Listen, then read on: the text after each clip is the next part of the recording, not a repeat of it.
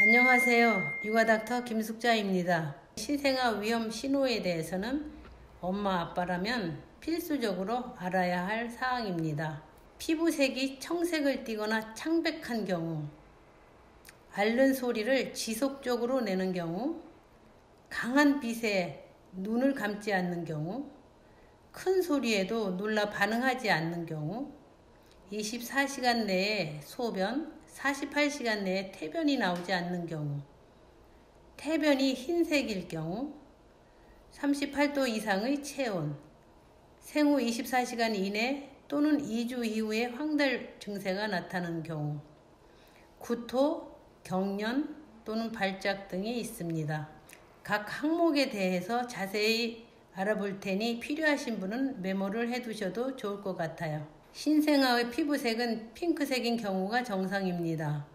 신체의 일부 또는 전체가 청색이거나 창백할 때는 호흡기의 이상, 혈액순환의 이상, 헤모글로빈의 산소 운반 능력의 이상을 의미합니다. 신생아가 지속적으로 앓는 소리를 내는 경우에는 원인을 빨리 파악해야 합니다.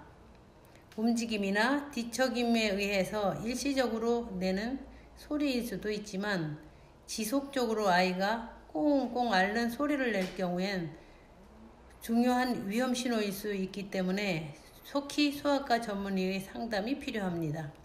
강한 빛에도 눈을 감지 않거나 큰 소리에도 반응을 하지 않는 경우에는 대표적인 감각기관에 이상이 있을 수 있습니다. 신생아 시력검사 또는 청력검사를 통해 원인을 확인하셔야 합니다. 신생아는 출생 24시간 내에 소변과 48시간 내에 태변이 나오는 것이 정상입니다. 시간이 지나도 소변 또는 태변이 나오지 않을 경우 또는 태변이 하얀색일 경우 소아과 전문의 진료가 필요합니다. 신생아의 정상 체온은 35.6도에서 37.5도가 정상입니다. 신생아가 너무 더운 환경에 노출되면 체온이 오를 수 있지만 서늘하게 하여도 열이 나면 감염이 의심됩니다.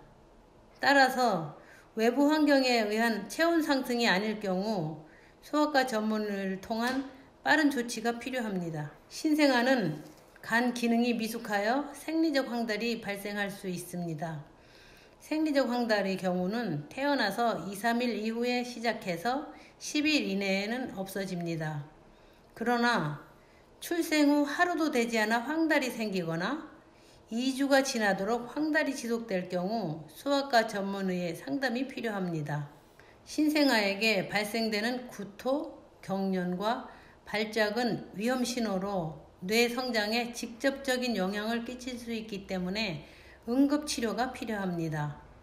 신생아가 먹는 대로 다 토하거나 담즙이 섞인 노란 또는 초록색의 구토를 할 경우, 그리고 여러 가지 형태의 경련과 발작을 할 경우엔 응급 상황으로 소아청소년과 또는 소아응급실을 찾으셔야 합니다. 지금까지 신생아 건강 위험 신호에 대해서 알아봤는데요. 신생아기에 엄마 아빠의 판단이 아이의 평생 건강에 영향을 줄 수 있습니다. 따라서 아이에게 이상 징후가 보일 경우 조속한 소아과 전문의의 상담이 필요합니다.